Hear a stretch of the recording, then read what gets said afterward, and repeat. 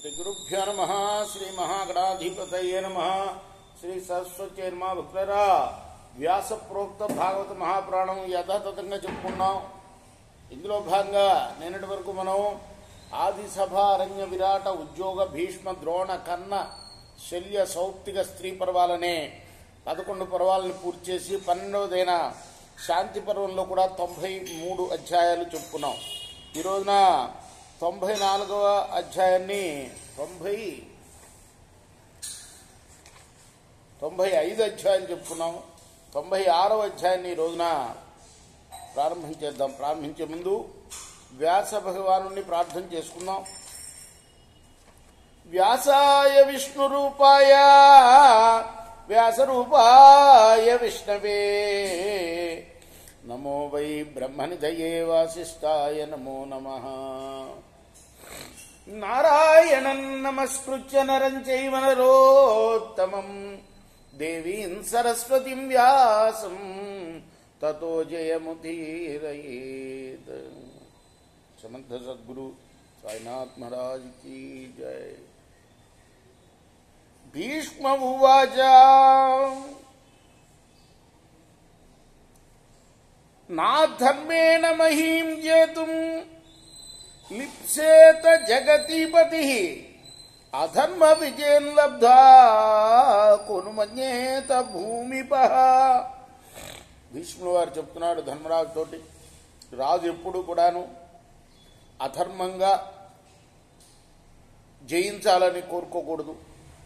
అధర్మంగా విజయం పొందిన ఏ రాజు కూడా గౌరవింపబడడు సుమా.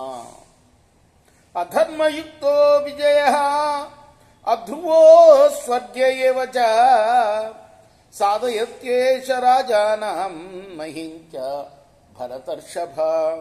అధర్మంతో కూడిన విజయం అది స్థిరంగా ఉండదు, అంతేకాదు స్వర్గహేతువు కూడా కాజాలదు.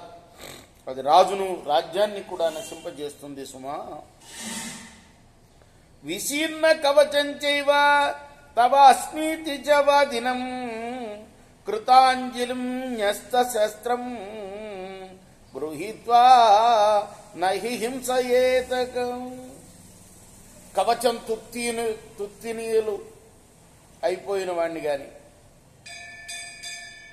నేను నీవాణ్ణి అని పలికిన వాణ్ణి గాని, చేతులు జోడించిన వాణ్ణి కాని, ఆయుధం వదిలిన వాడిని కాని యుద్ధంలో బంధించకూడదు, హింసించకూడదు కూడా. బలేన విజితో యస్య నతం యుద్ధేత భూమిపః సంవత్సరం విప్రణయే తస్మాత్ జ్ఞాతః పునర్భవేత్. సైన్యం చేత పరాజితుడైన వాడితో రాజు ఎప్పుడు కూడాను యుద్ధం చేయరాదు. అతనికి ఏడాది పాటు తనకు అనుకూలంగా మారే విధంగా శిక్ష విధించాలి. తర్వాత అతనికి కొత్త జన్మ లభిస్తుంది.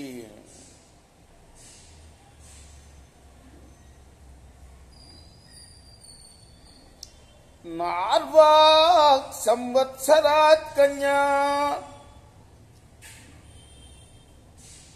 ప్రస్తవ్యా విక్రమాహృత ఏవమేవ ధనం సర్వం యచ్చాన్యత్ సహసా కృతం. అలానే యుద్ధంలో పట్టుకున్న కన్యను కూడా ఏడాది వరకు ప్రశ్నించకూడదు ఆమెని.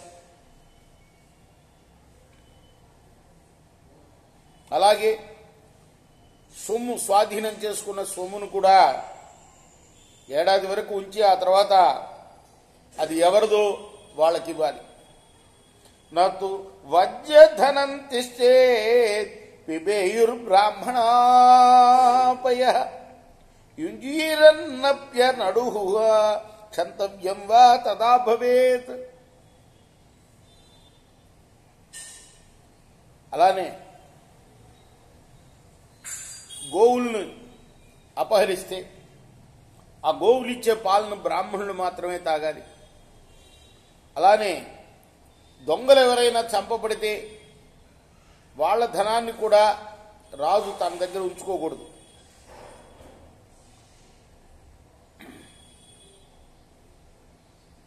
ఇక ఎడ్లు ఏమైనా పట్టుబడితే వాటిని సొంతదారుడు వస్తే వాళ్ళకి ఇచ్చేయాలి. రాజ్ఞ రాజైవ యోద్ధవ్య తథా ధర్మో విజీయతే నాణ్యో రాజానభ్యస్యేత్ అరాజన్య కథంచన. రాజు ఎప్పుడు కూడా రాజుతోటే యుద్ధం చేయాలి.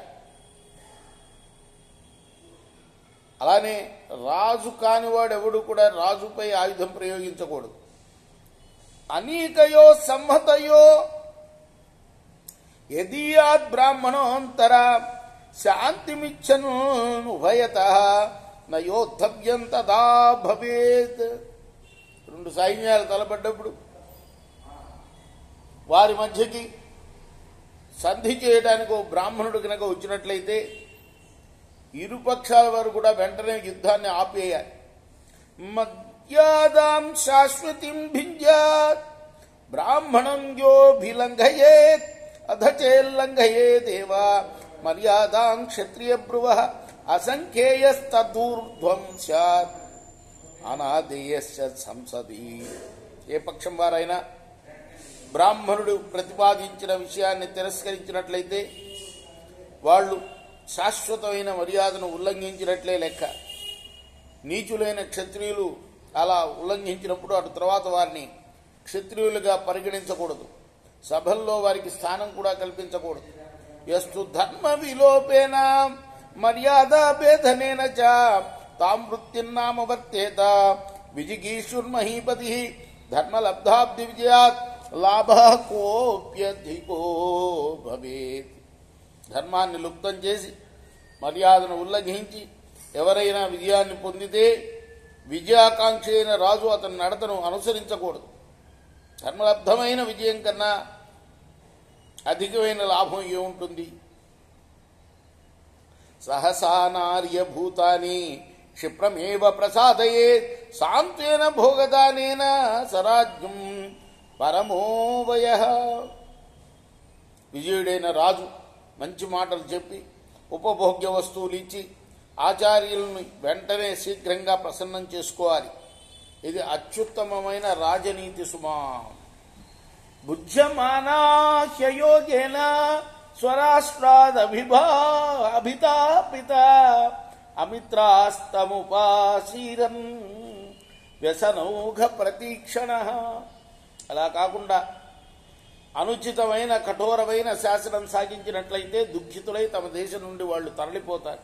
ఆ రాజుకు శత్రువులై అతని ఆపద కోసం ఎదురు చూస్తూ ఎక్కడో ఉంటారు. అమిత్రోపగ్రహం చాస్య తే కుర్యు క్షిప్రమాపది సంతుష్టా సర్వతో రాజన్ రాజవ్యసన కాంక్షిణ. రాజా ధర్మరాజా, భీష్ముడు చెప్తున్నాడు, ఆ రాజు ఆపదలో ఉన్నప్పుడు అతని ఆపదని కోరుకునేవారు శత్రువుల చేత అన్ని రకాలుగా సంతుష్టులై వెంటనే శత్రుపక్షంలో చేరిపోతారు. నా మిత్రో వినికర్తవ్య నాతిచ్ఛేద్య కదంచనా జీవితం హ్యసతిచ్ఛన్న సంచచేచ కదాచన. శత్రువు పట్ల మోసం ఎప్పుడు పనికిరాదు. ఏ రీతిగానూ అతన్ని ఎక్కువగా హింసించకూడదు. అలా అతిగా హింసిస్తే ఎప్పుడైనా అతను ప్రాణాలు కోల్పోవచ్చు. అల్పేనాపి చ సంయుక్త తుష్యచ్చేవ నరాధిపా శుద్ధం జీవితమేవాపి తాదృశో బహుమన్యతే. కొద్దిగా లాభం చేకూరినా రాజు సంతోషిస్తాడు. అటువంటి వాడే పరిశుద్ధమైన జీవితాన్ని గొప్పదిగా భావిస్తాడు. యస్యస్వీతో జనపద సంపన్న ప్రియ రాజక సంతుష్ట భృక్ష సచివ దృఢమూలం మూల సపార్థివ. సమృద్ధమై ధనధాన్య సంపన్నమై రాజభక్తి కలిగి ఉన్న దేశం, సంతుష్టులైన సేవకులు ఉన్న దేశం, మంత్రులు కలిగి ఉన్న మంచి సంతుష్టులైన మంత్రులు కలిగి ఉన్న దేశం, అది రాజుకి దృఢమైన మూలం సుమా. ఋత్విక్ పురోహితాచార్య ఏ చాన్యే శృత సత్తమ పూజార్హా పూజితాయస్య సవై లోక విదుచ్యతే. ఋత్వికులు, పురోహితులు, ఆచార్యులు, ఇతర శాస్త్రవేత్తలు ఇటువంటి పూజింపతగిన వారిని పూజించే రాజును లోకజ్ఞుడు అంటారు. ఏతేనైవ చ వృత్తేనా మహిం ప్రాప సురోత్తమ అనేన చేంద్ర విషయం విజిగీషంత పార్థివా. ఇటువంటి ప్రవర్తనతోనే ఇంద్రుడు రాజ్యాన్ని పొందాడయ్యా ధర్మరాజా. రాజులు కూడా అలానే ఇంద్ర పదవిని దక్కించుకోవాలని కోరుకుంటారు. భూమి వర్జం ధనం రాజా జిత్వా రాజన్ మహాహవే అపిచాన్నౌషధి శశ్వత్ ఆజహార ప్రతర్ధన. రాజా పూర్వం ప్రతర్ధనుడు అనేవాడు గొప్ప యుద్ధంలో గెలుపు పొంది భూమిని మినహాయించి ధనాన్ని, అన్నాన్ని, ఓషధుల్ని తన రాజధానికి తెచ్చుకున్నాడు. అగ్నిహోత్రాగ్నిశేషంచ హవిర్భోజనమేవ చ ఆజహార దివోదాస తతో విప్రకృతో భవత్. దివోదాసు అగ్నిహోత్రాన్ని, అగ్నిశేషమైన హవిస్సును, భోజనాన్ని కూడా తీసుకుని వచ్చాడు. అందువల్లే అతడు తిరస్కృతుడయ్యాడు. స రాజకాని రాష్ట్రాన్ని నా భాగో దక్షిణాం దదౌ అన్యత్ర శ్రోత్రియ స్వాచ తాపసార్థాశ్చ భారత. ఓ భరతనందన ధర్మరాజా, నా భాగుడనే రాజు శ్రోత్రియుల తాపసుల ధనాన్ని కాకుండా మిగిలిన దేశాలన్నింటినీ కూడా బ్రాహ్మణులకు దక్షిణగా ఇచ్చాడు. ఉచ్చావచాని విత్తాన్ని ధర్మజ్ఞానం యుధిష్ఠిర ఆసన్రాజ్ఞాం పురాణానాం సర్వం తన్మమ రోచతే. ధర్మరాజా, ప్రాచీనులైన ధర్మజ్ఞులైన రాజుల వద్ద గల అనేక విధాలైన ధనాలు యావత్తూ నాకు మంచివనే అనిపిస్తాయి సుమా. సర్వ విద్యాతిరేకేణ జయమిచ్చేద్ మహీపతి నమాయయా నదంభేన ఇచ్చేద్ భూతిమాత్మన. తాను వృద్ధిలోకి రావాలని కోరుకునే రాజు సమస్త విద్యల్లో ఆరితేరటం ద్వారా జయం పొందారే కానీ మాయతో కానీ దంభంతో కానీ కాదు. ఇది శ్రీ మహాభారతే శాంతి పర్వణి రాజధర్మానుశాసన పర్వణి విజిగీషమాన వృత్తే షణ్ణవతి తమోధ్యాయ. ఇది మహాభారత ఇతిహాసంలోని శాంతి పర్వంలోని 96వ అధ్యాయం. రేపు మనం 97వ అధ్యాయాన్ని చెప్పుకుందాం. కృష్ణార్పణమస్తు. సాయి కృష్ణార్పణమస్తు. స్వస్తి ప్రజాభ్య పరిపాలయంతాం న్యాయేన మార్గేణ మహిమహీషా. గోబ్రాహ్మణేభ్య శుభమస్తు. నిత్యం లోకాః సమస్తాః సుఖినో భవంతు.